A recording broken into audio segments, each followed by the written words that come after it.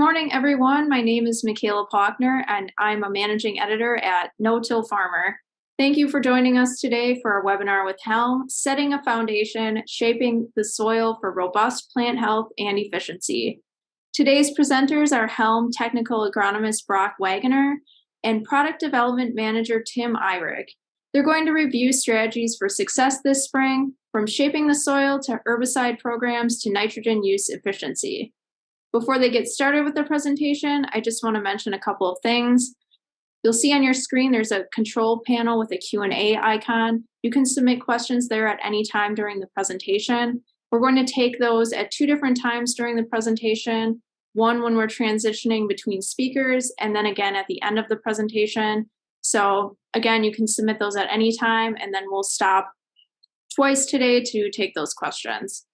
And we also are recording today's webinar in the event you want to go back and watch it again or share it with anyone.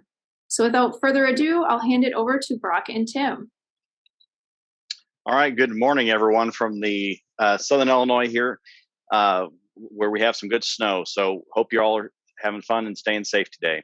Today, again, my name is Brock Waggoner. I'm the technical sales agronomist for our HELM Agro here in the Midwest. And I'm basically talking about setting up our presentation today about setting a foundation. You may have joined us at the actual conference and been able to visit Tim and I's talk there. But at the end of the day, we have a few different things that we've added here and talking about, especially Tim's going to be expanding on some of his messages. And I'm going to be focusing in a little bit more on some of the questions received at the keynote address. Today, we're going to just kind of go through the introductions again. For those that may not have been at the keynote, we'll talk about bridging the gap and kind of what the message is while we're talking about both herbicides and what we call our plant advantage. Most people refer to it as kind of the biologicals. We'll talk about cover crop termination, really focusing in on that as that's kind of the thing that's coming up here soon. Then Tim will transition over to Tim, and he'll be talking about shaping the soil and also nutrient use efficiency, two subjects he's very well versed in. And then he'll conclude, and we'll have some Q&A after that. So again, like I was talking about, my name is Brock Waggoner. I work mostly around our Midwest area and focus on technical training, education, our field trials. And Tim, who will be working with our Plant Advantage side, has quite a few years of experience, 37 years in the agricultural sector, working anywhere from crop nutrition, PGRs and biostimulants, the education and training research, all of those wonderful things, but most importantly, the commercialization. So making sure that these things are not only just talked about, but actually applied to the farm and there's a return on investment. A quick background about who HELM is. HELM is a very old company as far as the company goes as HELM. Again, the Schnabel family bought it back in the 1950s, and have continued to expand it. It's under one owner now, Mr. Stefan Schnabel, who's the CEO and current shareholder. And it's really exciting because he has the ability to see the global footprint and also make sure that we have, a long-term vision. His plan is to make sure that we have the ability to have, several years out and the next generation take over for him whenever this comes out. So we have a long-term vision of not only crop protection, also our crop nutrition, also industrial chemicals and pharmaceuticals as four pillars of our company. Just to kind of think about this, learning year over year, we really think about is, I believe the discipline of mastering the best that other people have ever figured out. I don't believe in just sitting down and trying to dream it all up yourself. Nobody's that smart. Charlie Munger. And that's why we love being able to present these webinars, because there's a lot of things that we have that you all have, and it continues to add to the knowledge base. When thinking about, whenever thinking about what we provide, there's a lot of things a lot of things that go on. We're going to be talking about, certain things, but really think about this. What can you control, and the ideas that we're going to be giving today is about what can you control, because those are the controlling the controllables. Rigorously addressing the research. These are things that have been well vetted, well understood, have been demonstrated out in the field. So again, we want to give these ideas to you so that you have the ability to be able to say, hey, here's what I can control, and make sure that they're able to work for you in your operation. So bridging the gap is really kind of something that we're talking about at HELM. And the reason for that is there's especially in the United States, there's a very big divide about synthetic solutions and your biological, what people call your biological solutions, or what we call our plant advantage at HELM. Really at the end of the day, synthetic solutions have been developed since since we've had kind of that green revolution and especially since the 1950s. We've had a lot of synthetic solutions with herbicides, insecticides, fungicides, bactericides, all of those things that we have come to depend on in agriculture today. What we're starting to realize is how to utilize the biological solutions, and really how those biological solutions influence how we utilize synthetic solutions. Because at the end of the day, we are dealing with a full system. We're not dealing with just a one individual aspect. So when we put the two together, we'll be able to we're what we call bridging the gap that kind of is currently sitting there today with how do we use synthetic and how do we use biological solutions. A lot of the reasons for the reason why this has been in the case is because, and why we're trying to bridge it is, we're continuing to see advancements in, disease, whether it be our insects, just resistance that's coming from there, or we're seeing new products or new diseases coming in as we've continued to see things move across the world. So, there's options and solutions available to us through these new biologicals and synthetics when we put them together. Again, we're starting to see a lot of regulatory stress for our traditional crop protection chemistries. We're just starting to see a few of those maybe go being regulated out of existence. So we're going to have some new things that come into there. And biologicals has been where a lot of research and development, and again, Mother Nature's developed these over the years. So we're just utilizing what she's already figured out and being able to commercialize them and put them in a way that we are using today. And again, at the end of the day, the consumer is really demanding, lower tolerances, lower exposure. There's a lot of pseudoscience in some cases. Some cases, they're taking the science and saying, hey, we know that there's new options available to us, and they're demanding that. So that's kind of the three things that are kind of pushing us away from the traditional synthetics and moving into that more biological, what's considered the biological space. So we talk about full season weed control. Really the early season sets the tone for the year. And so we're going to be talking about today, especially with the fact that we're working with no-tillers, a lot of cover crops. And, just even this also goes back to actual just, if you're not doing a cover crop and doing a no-till situation, starting clean, staying clean. Spring and fall applications focus is we really have an opportunity to make sure that we're starting clean, staying clean. If you're planting a cover crop or, you're starting in the fall with a no-till situation, really you want to make sure that you have a clean field that's not having that weed pressure. We've been trying to manage throughout the season. We're trying to make sure we don't replenish the weed seed bank. The first 3 weeks is really when you have that major cleanup or major development of yield potential for the rest of the year. And instead of trying to play cleanup on those first 3 weeks, it's better for that plant to be able to get up, get going, and have that full advantage to be able to produce, to set yield for the rest of the year.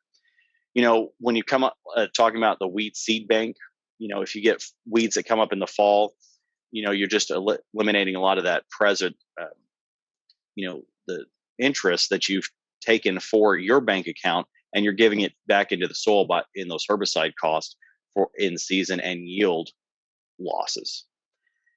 Cover crops are really, at the end of the day, something that we really want to treat as a crop. We talk about it being a cover crop, but we're not seeing it as a yield for that commodity product that's coming in, and so we're using it for that weed control.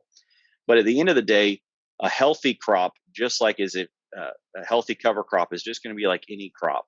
The better that you can get it started without the competition of other weeds, the better you're going to be controlling that. And especially when you talk about pre and fall applications, in-season weed control options, is determined by your trait package. So I don't want to go into those, But, in a no-till system, your termination event is really key to making sure that you're able to control, to, to start clean for your actual crop, your commodity crop that you're planting into it. And also making sure that you're cleaning up any weeds that have been in there. So just kind of, we're going to go through two scenarios here real quick and kind of show some things that happen here and some new technology that HELM's bringing to the marketplace. We talk about cover crop burn down programs. This is a annual ryegrass population. Again, you see on the left, it's an untreated, very clean, across doing its job, keeping a lot of weeds suppressed there. But again, a very healthy population here. We look to the right, and we start to see the new product called Reviton, and that's from HELM. Applied at 1 fluid ounce. We have glyphosate a pound applied at a quart, and then we also applied it with an MSO. Again, this is 14 days after application, and you can see very clean. The cover crop's gone. The weeds are controlled. Again, this is a very good planting operation to be able to plant into without creating issues with your planter. We have what we call HELM Quad, which is HELM's Paraquat. Again, 80% control, still pretty good, but at the end of the day, you still got a lot of regrowth that's going to start coming back up, occurring there, which is to be expected with HELM Quad at this application. And kind of what we have is the standard of glyphosate and the 2,4-D. Again, a little bit worse than the HELM Quad by itself, so we're seeing some, a little bit of that reported antagonism of glyphosate and a 2,4-D. We're still having a lot of weeds controlled here, but at the end of the day, the main weed for that termination event of a ryegrass crop is not occurring. So again, Reviton's bringing some new technology here in a place that we've traditionally had some other chemistries that either are now we're having some regulatory pressure, like with HELM, with a Paraquat, or we're just not seeing the complete control that we are accustomed to with a glyphosate and a 2,4-D in a timely fashion.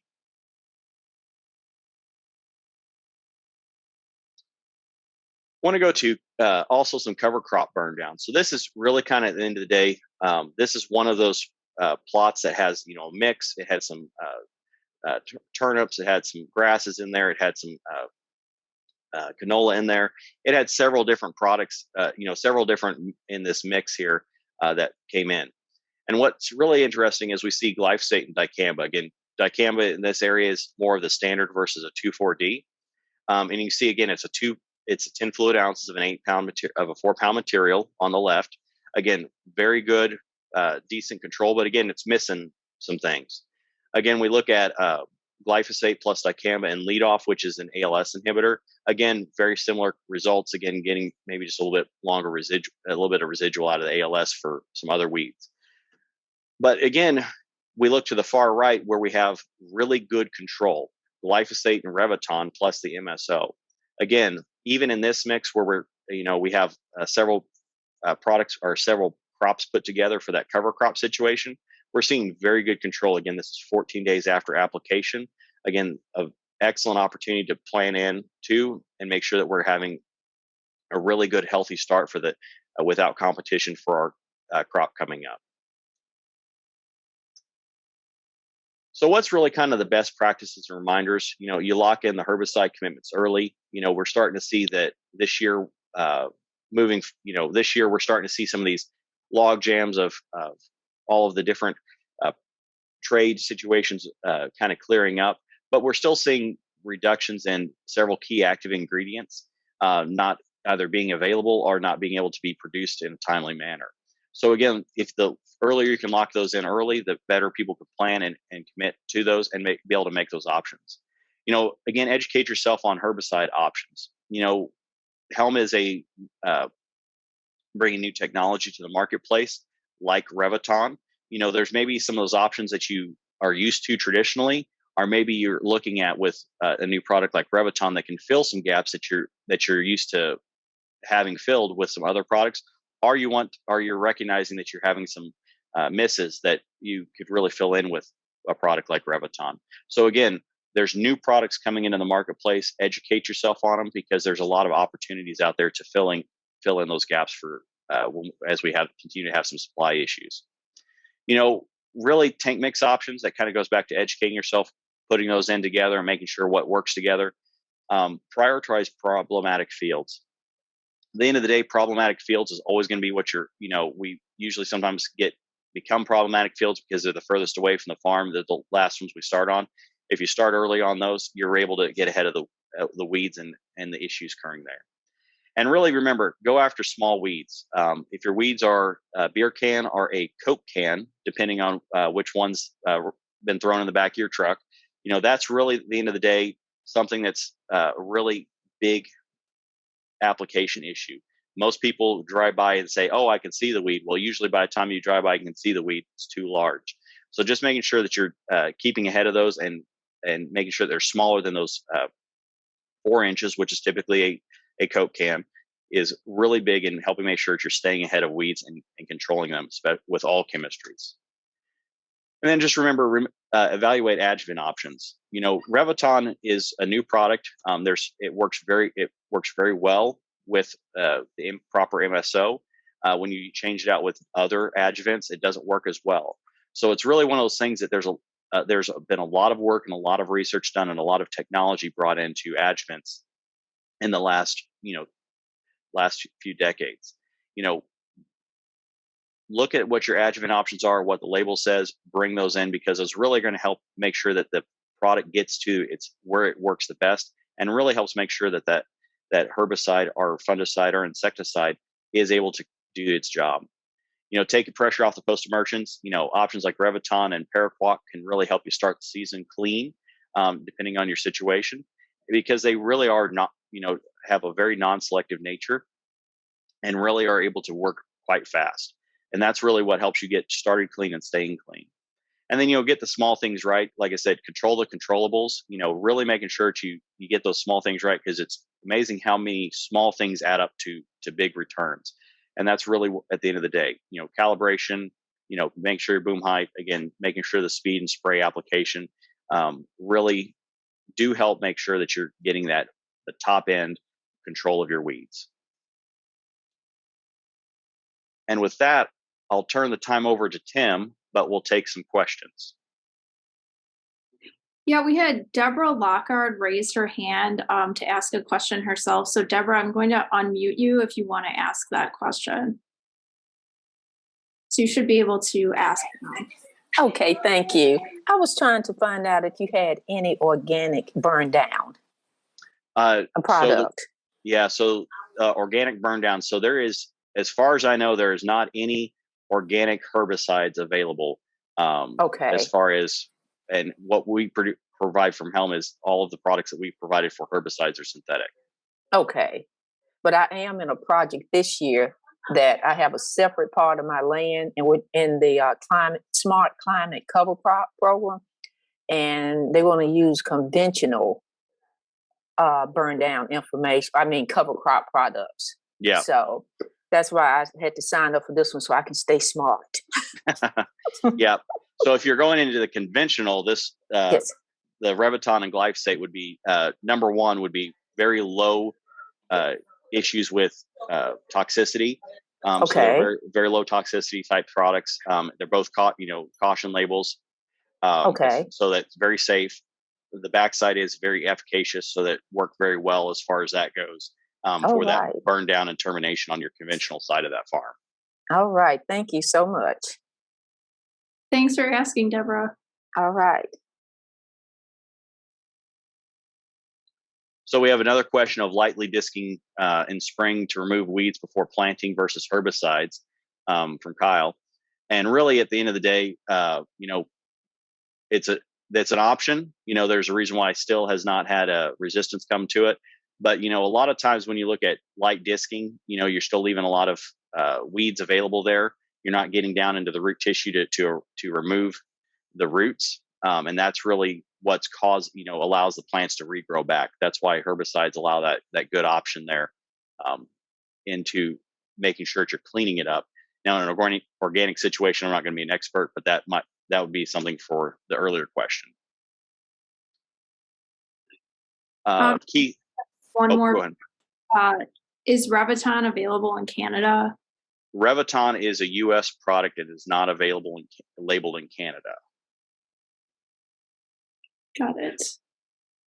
And hard water issues from Keith. Again, hard water, if you put AMS into the tank for your whatever your AMS recommendation is for your local area, that is what will take care of that, because that's mostly for the glyphosate issue. But just putting AMS in the tank is we leave that off because that's kind of a standard for your water table.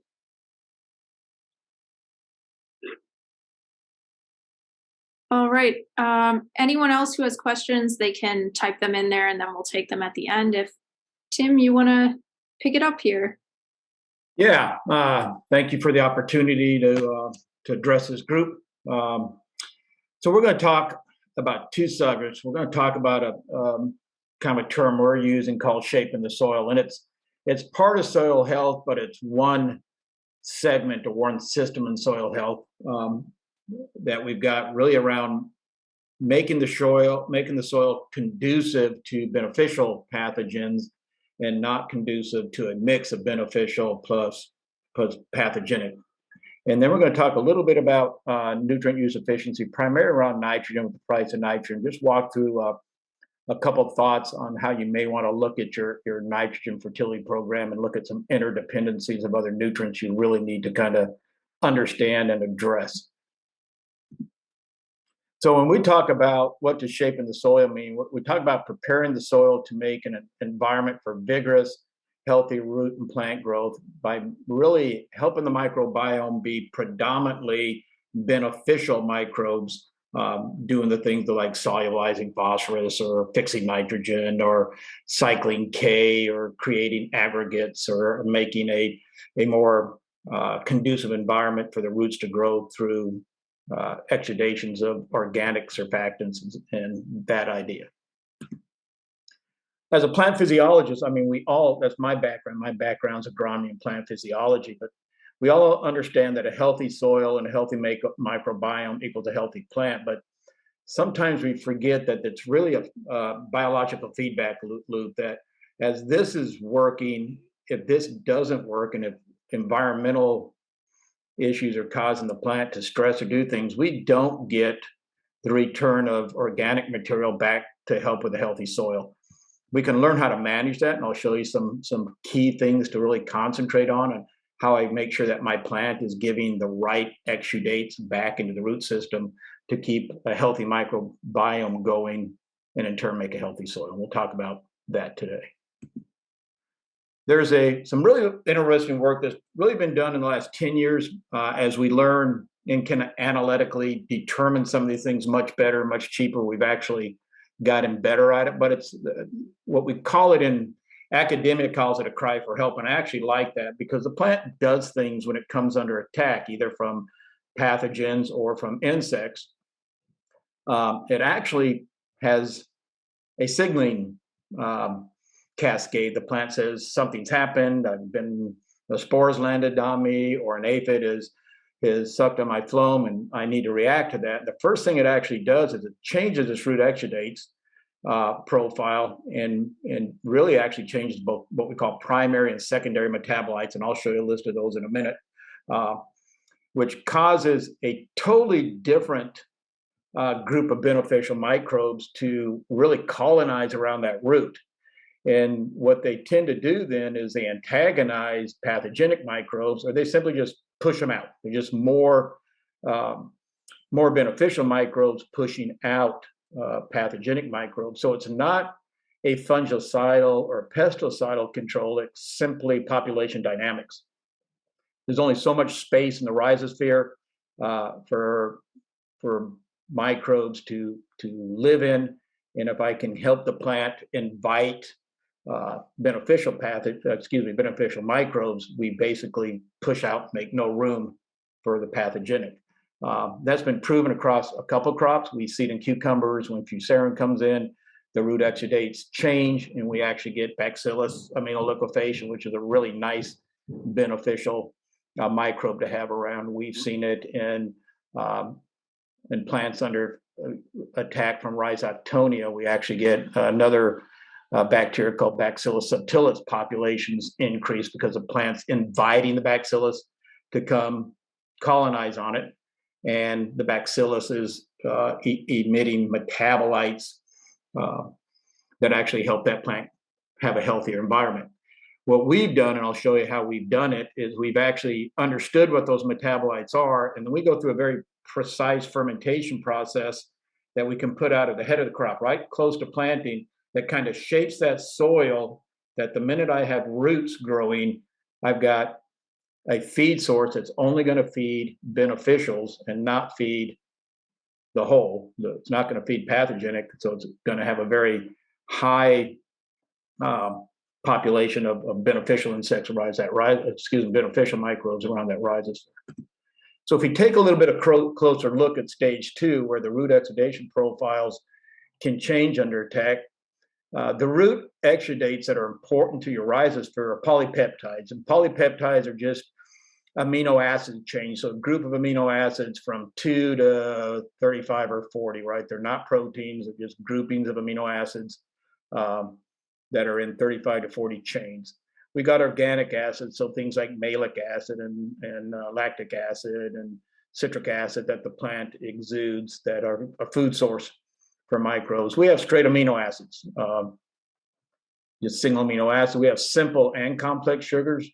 We got phenolics, and I'll talk a lot about phenolics. They're amazing chemicals that actually, again, are the major plant kind of defense system. It's what the plant exudes to repel and keep organisms away from them. And it's also, the phenolics are also the signaling agent for microbes to come infect me. So one phenolic, just give you an example for all you guys that grow legumes, one phenolic is a flavonoid, and the plant produces a flavonoid, it exudes it out of its root, and that flavonoid is the invitation for rhizobia to come and enter into that beneficial nitrogen fixation for it.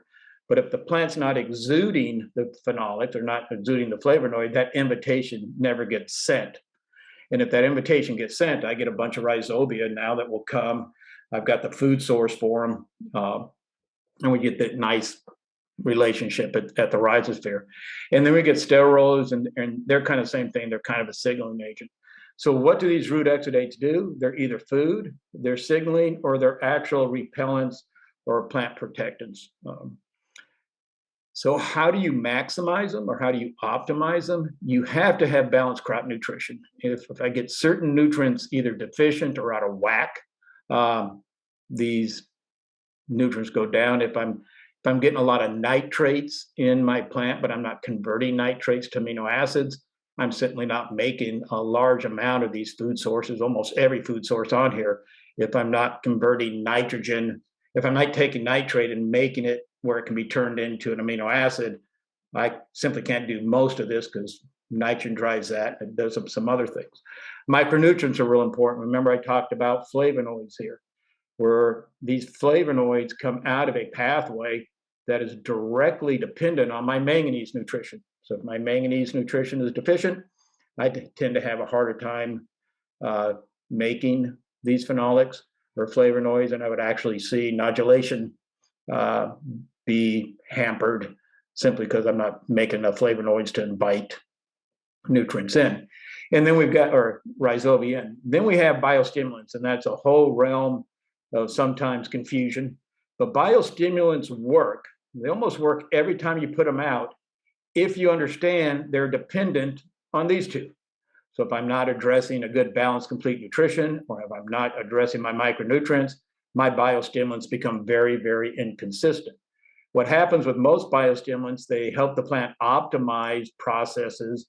So the plant does things, but the things that the biostimulants are trying to optimize will always have some type of nutrition background. It could be zinc, it could be copper, it could be boron, it could be potassium. So when we look at biostimulants to stimulate the production of these root exudates season long, so if I make a plant that's always exuding a root exudate that's conducive to feeding good microbiome, not bad microbiome, and people are out there positioning biostimulants to do that. If you don't understand your micronutrient balance and your complete nutrition balance, your biostimulants simply are not going to work consistently or not going to work at all. So we all know what soil health looks like, and we've got the physical aspect, the chemical aspect, and the biological. Each component overlaps. You can't just focus on the physical and ignore the chemical and the biological, and you can't just look at the biological and ignore the physical and the chemical. And trying to understand where they all interchange and how you can optimize and enhance that is what we call shaping the soil. But we're doing it primarily to try to optimize that rhizosphere to make it more conducive again to a healthy, a positive, beneficial microbiome, and not allow pathogenic microbiomes to have any space in that rhizosphere to get started. And we all know this.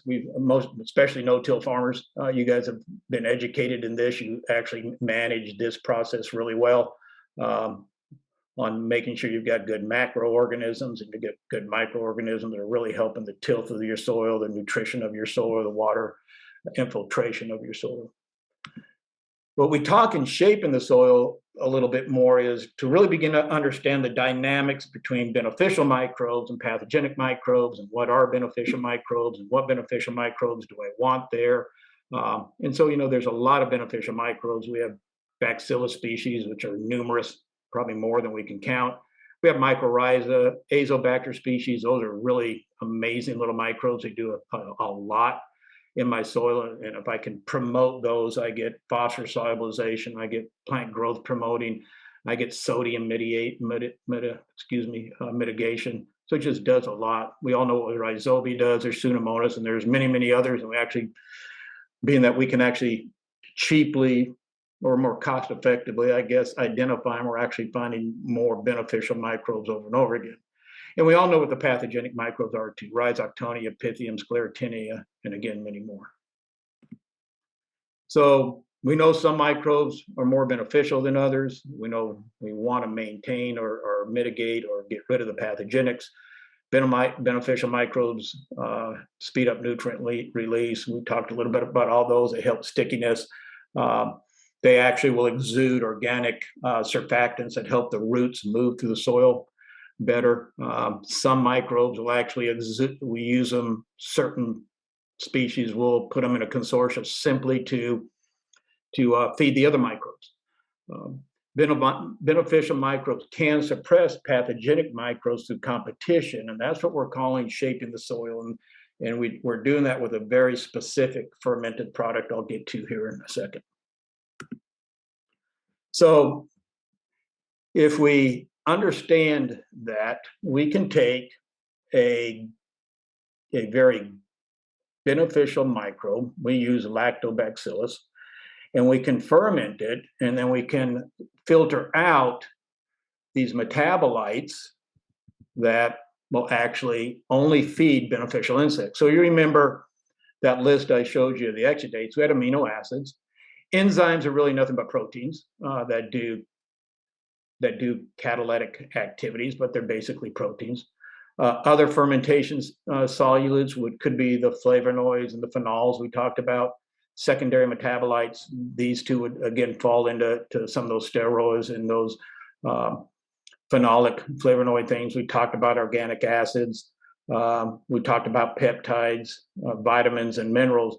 The uniqueness, again, if I take a beneficial bacteria or fungi, I ferment it in a very specific manner, time over time, we get a very uniform product of these things that, again, do nothing but shape that early rhizosphere to be conducive for beneficial microbes, not conducive for pathogenic microbes. And that's why we like to look at soil set to put it on at planting. You could go in furrow with it. You could go 2 over 2 down if you're a strip tiller. You could put it in your strip till if you're putting a fertilizer down with your strip till. There's a lot of different ways to look at it. But there's really the heart of shaping the soil is understanding what academia understands, understanding what's really going on in that rhizosphere, how beneficial microbes increase their population, how pathogenic microbes increase their population, totally different food sources. And what we're going to do at the very beginning of the season is try to shape that early rhizosphere to be conducive to beneficials. Then later on, we'll talk a little bit about nitrogen use efficiency here in a minute. Later on, we want to build a plant that continues to have a very shaped exudation system that continues to promote a very healthy rhizosphere by putting out exudates that, again, are very beneficial to, very conducive to beneficial microbes, but are not conducive to pathogenic microbes. Just a little bit of research we've done on this. We've done quite a bit. This was actually work done in a petri dish, looking at soil set and Acetobacter. Treatment 1 is basically a petri dish that has no food source at all in it, and you get exactly what you'd expect. You get no colony forming units at all. This is soil set by itself, and you get a little rise, but not much. Treatment 3 is actually a specific food source for Acetobacter by itself, and we get a nice bump. We get in the petri dish, we had 24 colony forming units. But if we add soil set, treatment 4 is adding soil set into treatment 3, you actually see we get a statistical increase in the number of colony forming units over just, think of treatment 3 as a fulvic acid or a humic acid or a molasses or a sugar. It's a food source that every bacteria could eat, and you get what you expected to get. We get a nice bump. We're adding soil set to this, and we're getting a bigger population gain because now we're putting in a food source that's conducive to the Azobacter only, and not a pathogenic microbe. If we look at that, this is actually Sclerotinia, and we see the same thing. Treatment 2 had no soil set in it, and you see the growth there is about 1.5 centimeter diameter, and treatment 1 we got a statistically smaller. So the Sclerotinia is just not growing as quickly because it just can't find the food source. It's not that there's about pesticidal activity there. You have just removed the food source, and it just has a harder time expanding or finding food. You look at this on some visuals. This is Rhizoctonia. This is a pathogen by itself. This is a pathogen with Terrachlor or a commercial treatment, and this is a pathogen within a soil set. And you notice they grow a little bit around that disc. They find some food source either on the disc that we put in the agar or little bits around it, but it's simply not enough food source. So again, it's not a control of it. It's simply that the food, we're reshaping that soil with a different food source that, again, it really helps the beneficial at the expense of the pathogenic. This is Pythium. We see the same thing. Again, we have an untreated check. We have soil set. We have a treated. Again, we see that the food source will allow Pythium in this case to grow a little bit, but it just can't keep going because it's simply not a complete food source. This again is Sclerotinia. Here we have Sclerotinia in an untreated check, and here you have Sclerotinia when you use soil set. So just kind of remembering the importance of plant health. Remember, I looked at that fermentation process.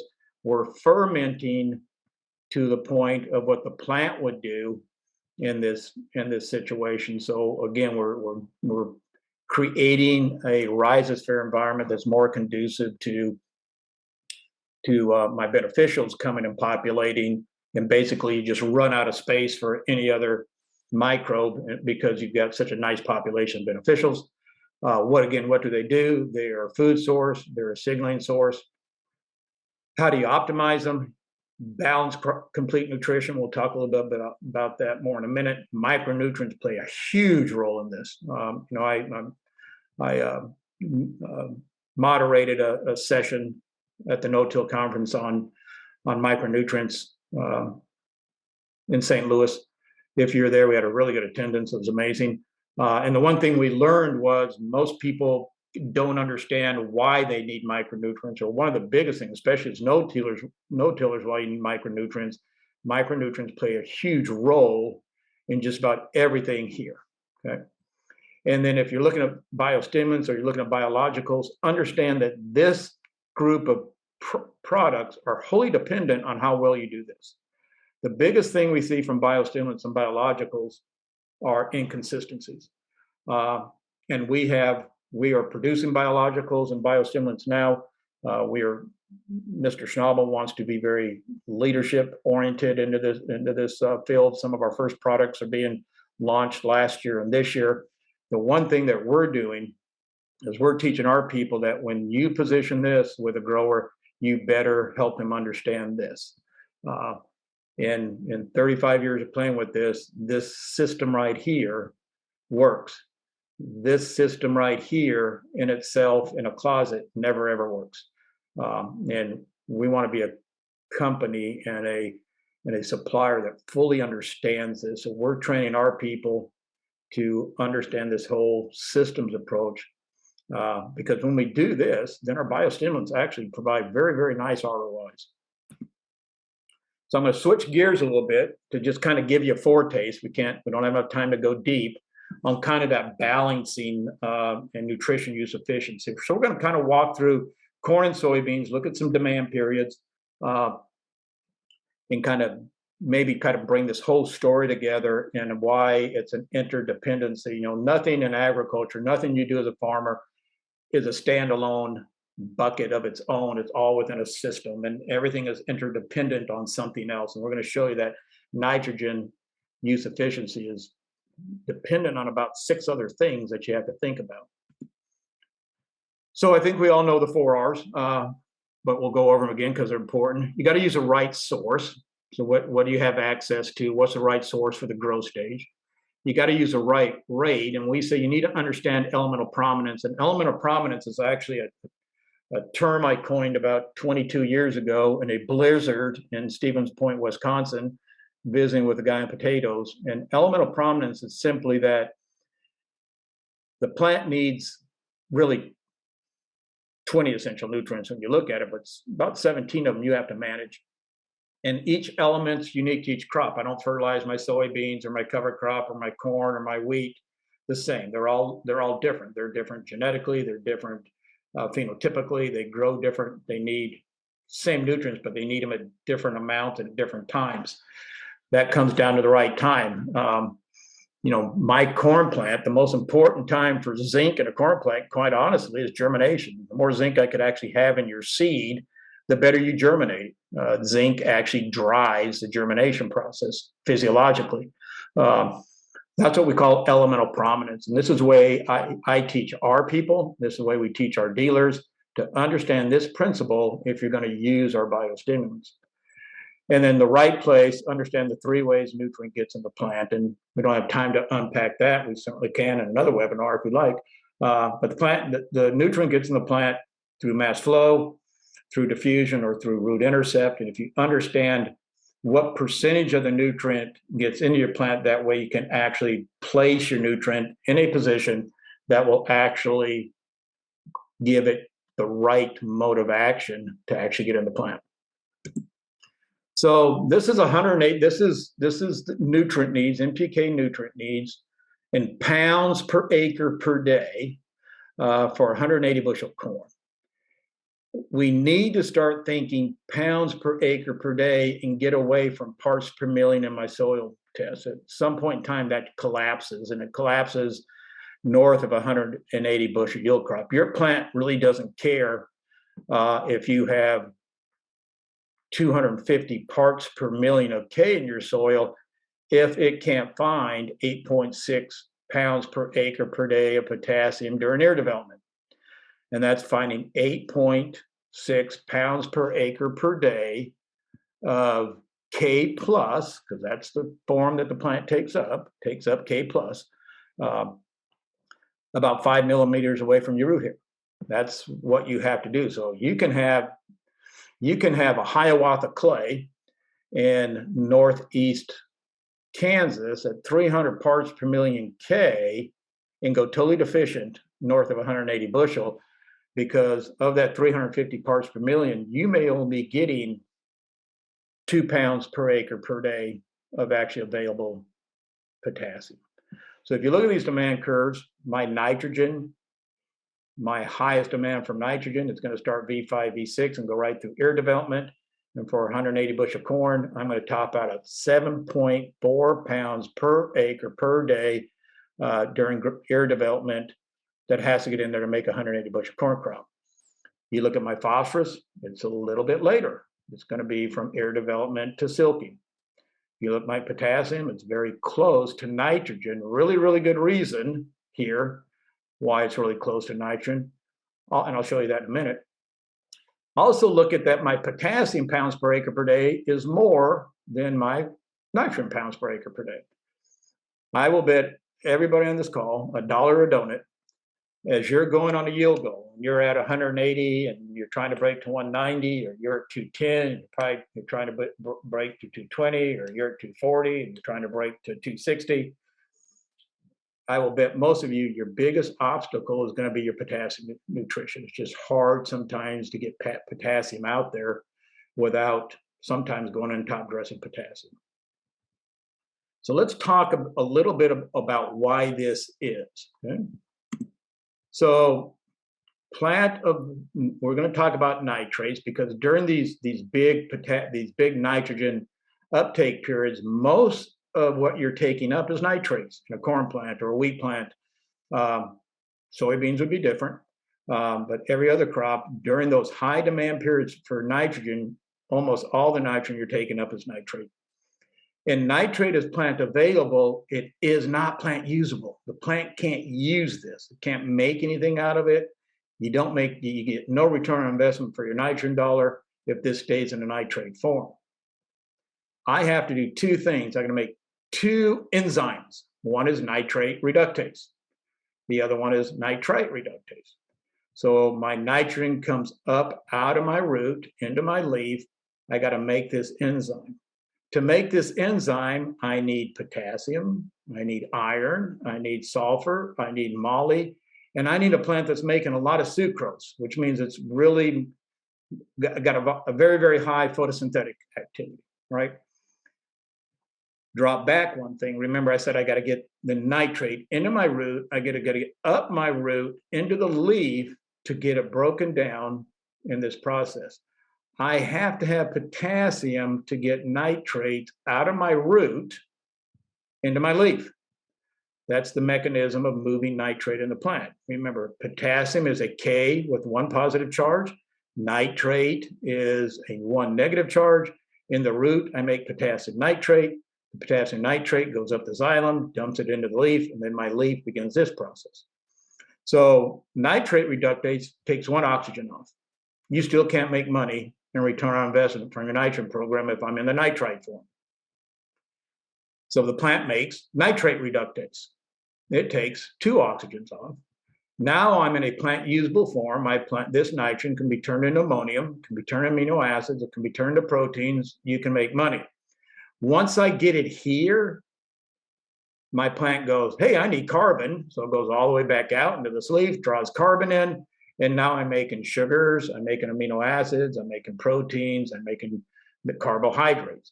So the better I can do this process, the more CO2 I bring in from my leaf, the more sucrose I make, keeps its energy level going up. The bigger plant I have, I can make more beans per pod, more kernels per ear. Notice that nitrite reductase is a sulfur and iron dependent enzyme. So I can't make this enzyme if I'm sulfur deficient. I can't make this enzyme if I'm sulfur deficient. Notice that both of these enzymes have an iron sulfur dependency, right? This one has a molybdenum and a potassium dependency. So nitrogen, you can never think of your nitrogen program. You're not taught when you're talking to a consultant or a dealer. If you're not talking about your potassium, iron, sulfur, and moly program, you're when you're talking about nitrogen, you're simply not having a nitrogen utilization or nitrogen use efficiency conversation. You really got to understand this process. And again, that's why I'm telling you, potassium can always be the biggest block we have. And it's simply because I need potassium to make this, and I need potassium to get nitrate into my leaf. We're working on an experimental product that actually drives this whole process. It's a biostimulant, and there's 3 different molecules or metabolites. One of them works right here. The other 2 work in this process in the plant. And what I actually tell everybody is basically the roto-rooter or the pipe cleaner of your nitrate pipeline to get it from nitrate to money, because money's out here. And so we're looking at this product. We actually put it on. It's a foliar application that works in the plant. We put it on at V5, V6, or right at the time when you're getting a large nitrogen uptake. And so this is some work we did last year in a replicated study. We did it in Wisconsin. We're doing it again on about 9 sites this year. Here's 200 pounds of nitrogen by itself. Here's 200 pounds of nitrogen with the technology in it. We saw an 11 bushel yield increase. It was a statistical difference above this one. Here's 200 pounds of nitrogen with the technology sprayed on inside, and we added microbes, and notice that we actually kind of slid down here. This is 200 pounds of nitrogen with the nitrogen use efficiency metabolites that you spray on at V5, plus soil set. Remember, soil set is what we shape in the soil, and microbes. This is statistically significant higher yield than this and this and this. So here we put microbes out there. The microbes really didn't help me this year. They may help me next year. But in the environment last year in Whitewater, Wisconsin, they didn't help me. But when I shaped that soil early, right, when I started the feeding process for beneficials, we had a nice response. And we've seen this response in this product in the UK. We've seen it in other trials.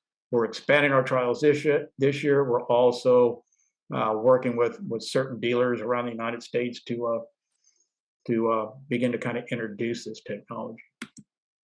If I look at soybeans, remember elemental prominence, everything changes, right? You remember my nitrogen in corn was kind of grand growth and earlier development. Look at my nitrogen need in a soybean. I need, for a 100 bushel corn crop, I need 11.43 pounds of nitrogen per acre per day fixed from the atmosphere from soft seed to maturity. The big reason why I need 11.43 on 101 bushel. Soybeans are what, 32, 33, 38% protein? That's a lot of nitrogen. So I'm not making a lot of protein here in the leaves. I'm building structure, but it's not a lot of protein. So my needs are not that great. I get to bloom and I start to begin to feel my beans begin to grow. I jump up really quick the minute I'm at full bloom and pollinating. My nitrogen needs grow higher because that little bean's developing. I get to early pod. It's getting even more. I get out here when I'm really cranking protein up. I'm at 11.4 to 9.1 to 11.4 pounds per acre per day. Look at my phosphorus needs. Huge during this time. Why? Doing this, taking atmospheric nitrogen, takes a lot of energy in the plant to make this much nitrogen out of the environment. Phosphorus is a gasoline of my plant, right? It's my energy. We make a thing called ATP. And ATP is a molecule that helps the plant burn energy. So think of nitrogen as your big block Chevy engine. Think of phosphorus as nitrous oxide, a boost, a heavy fuel that really gears up and revs up this process. And that's why you need so much phosphorus during this time. My potassium, a little different. I'm not making nitrates out here, right? That's not what the plant's bringing in. So I don't have to go through that process I just showed you of reducing it. When I'm fixing nitrogen, I'm not turning it into nitrates. So my potassium need here is for a lot for other reasons, and then it drops very quickly. If this was nitrates, if I didn't have any rhizobium giving me this nitrogen, it didn't happen, they died for whatever reason, this number would totally change because I would need now to take nitrates into my plant to make nitrogen. Years ago, I was on a field in central Nebraska, and we were doing experimental seed treatment and of zinc and manganese on a soybean seed, and I kept asking the supplier, I go, "You sure this doesn't kill rhizobia?" No, it's not going to kill the rhizobia. Well, guess what it did? It killed the rhizobia. And we went out there right at R1. You could tell right to the line where the seed treatment was, right during this stage right here, the untreated check, it was side-by-side comparisons. It was green and the seed treatment was beginning to yellow. Went out there and dug, we had no nodules on where we put the zinc and the manganese. We basically killed the rhizobia. So we came in there through the pivot and put 300 pounds of nitrogen on because he was shooting for 80 to 100 bushel soybeans. But I also said, guys, you're going to have to put some potassium through this pivot because I just changed the nitrogen source in here, that I got to convert that nitrogen now, and I'm going to need more potassium. And that's what we call elemental prominence. That's how we look at nutrition at HELMS. That's how we teach our people. If we're going to look at our biostimulants, understand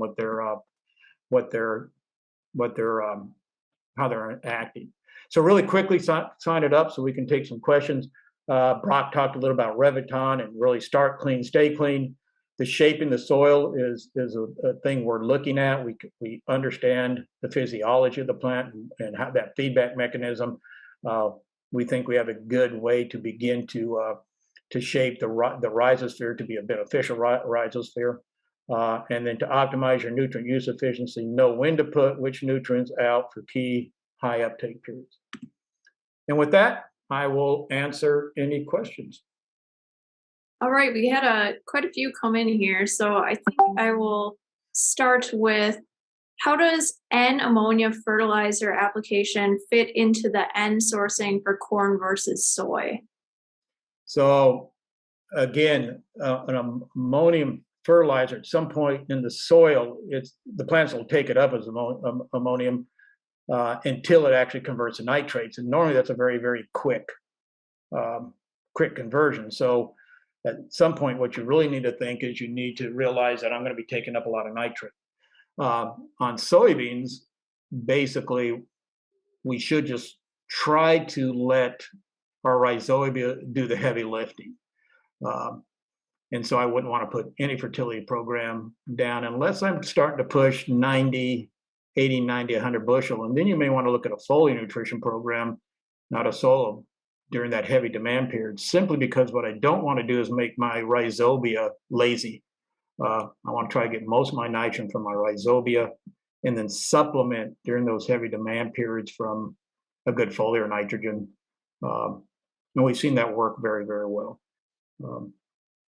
So again, we need to realize that these high demand periods, most, if not all, of the nitrogen that's being taken up is going to be taken up in the nitrate form, not the ammonium form. Okay. And then we have a question. Do you have target soil and tissue test levels that indicate balanced fertility? This person's particularly interested in corn tissue levels at specific crop stages. Yeah, so years ago, I actually developed a tissue sampling tool, and all of ours were based on the correct ratios at the correct time for these physiological events. So, some of the big ones for corn, I want to look at my phosphorus to zinc, because every time zinc goes out, there's a phosphorus need. I'm going to look at my N to K and my S.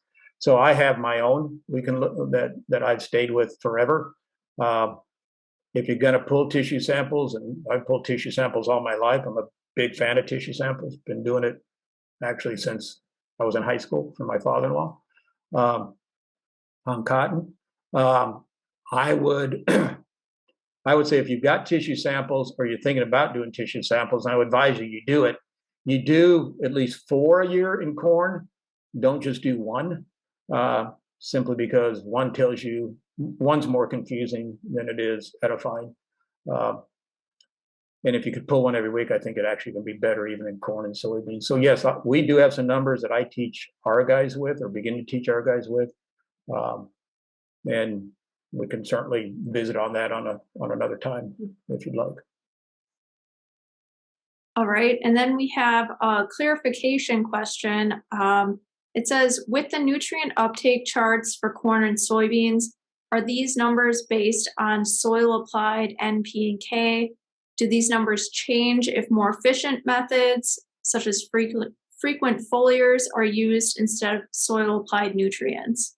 So the numbers are based on what is actually in the plant to drive 180 bushels. So a lot of that's going to be on the biomass and the removal of it. So it's really not based on a soil test. It's based on how much does the plant need. And you know, you can do the math a little bit looking at the protein taking out in the kernel. A lot of your nitrogen that's being removed is going to be in the protein of the kernel. And so as I increase my yield, my protein content is going to go up with yield. So it's not really looking at the soil. I got to figure out, how do I get my soil in a position as I'm increasing yield to supply that. NP and K, you've got to work in the soil. You simply can't get to 9 pounds per acre per day or 12 pounds per acre per day of N and K on a foliar basis. You can supplement at high demand periods, but you can't do the whole thing foliar. And so you've got to understand your soils. You've got to understand placement. You got to understand loss in your soils. You know, a sandy soil is going to have a harder time doing that, especially if I'm going to only do 2 applications of nitrogen trying to make 200 bushel corn, and trying to meet those high demand periods. You're just going to have to work your way through that. That conversation, I'm having that conversation tomorrow with a group of dealers here in Florida. That's going to be about an hour-long conversation to help people understand how to do that. So those numbers, again, are based on the physiology and the amount of it takes to grow the plant to support that type of yield. We need to take those numbers and bring them back into our soil to try to figure out how to supply that. Foliar can work on microbes very well. NPK, calcium, magnesium, sulfur, you've got to address soil and then supplement during high demand periods with foliar. All right. Eric is asking, are there root exudates that minimize certain weeds, such as thistles? He's wondering about allelopathy for the purpose of weed control. So I'm going to give Eric a scientific wild guess. There are, I mean, we see that in some ecosystems, right, where one crop will do very well and will actually kill others. There's a lot of work to identify those within a cropping system. I'm not sure. I know some people have looked at metabolites to turn them into foliar applications. I haven't seen anything yet on how to actually manage that in season. You know, we may be seeing it and just not knowing we're seeing it when you have a healthy plant doing a healthy, everything's balanced. You know how to manipulate that exudates or maximize it to be as close to perfect as anybody can get within a variable growing system. So we may be seeing it and just realize we're not seeing it. I think right now, most of our energy has been spent on how do we make a healthy plant that fights disease pathogens. That's where most of the energy in academia is.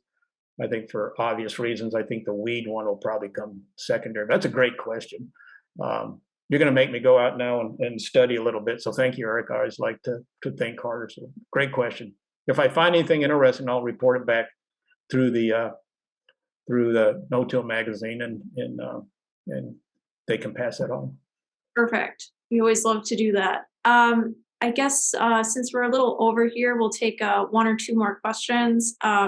Another one here about tissue tests, asking, in a healthy plant, are nitrates incorporated into amino acids and proteins so quickly that traditional tissue tests underestimate N level? That's a great question. And so now you get to hear one of my pet peeves, and I'll try to keep my soapbox preaching very short on this one. When I send a tissue sample in, I get total nitrogen and I get nitrate nitrogen. So total nitrogen is going to tell me all the nitrogen in all forms, whether it's an amino form, which it doesn't stay there very long. So really, in like total nitrogen, you're gonna get all your nitrates and then every form of nitrogen in some other form, and most of those are going to be in a protein form, which is just a bunch of amino acids tied together, or a single amino acid form. What I want to see, and there's not a lot of data on this, it's just 30 years of experience. I want to see my nitrate, depending on the year, I want to see my nitrate number smaller than my total N number. And when I'm taking it every week, I never want to see my nitrates climbing and becoming a higher percent of my total nitrates, because that's telling me I'm not converting them. The plant's going to do, if it can't convert it to a protein, it's going to try to store it simply because the pipeline's not there to do it. I don't want that to ever happen, because again, if I'm going from nitrates to amino acids very, very quickly, and that's minutes and hours within a plant daily, I'm bringing in more CO2, which means I'm making more carbohydrates, and your yield potential just climbed. So if you're doing tissue samples, I would ask my lab to give me total N and nitrate nitrogen. And as you look over time, if you're in chart them out, if you begin to see a trend of your nitrates climbing, especially during grand growth in corn, I get a little concerned that something's gone wrong. First thing I'd look at is what's my potassium number, my potassium and sulfur number. Those would be the first two things I'd look at. And if they look okay, then I'd look to see what my iron or moly numbers are from a nutritional point of view. Great question. You're thinking spot on. So great question. And then I think we'll take one more here. Ed's asking, how does your enhanced nutrient use efficiency product approaches impact greenhouse gas emissions of NO2 and CO2? Great question. So we haven't documented that. But if I'm bringing more nitrate into the plant and I'm turning it into protein, it's in a fixed nitrogen source that can do one or two things. It can go off the farm as a fixed protein, which I'm not going to get any nitrous oxide emissions at all.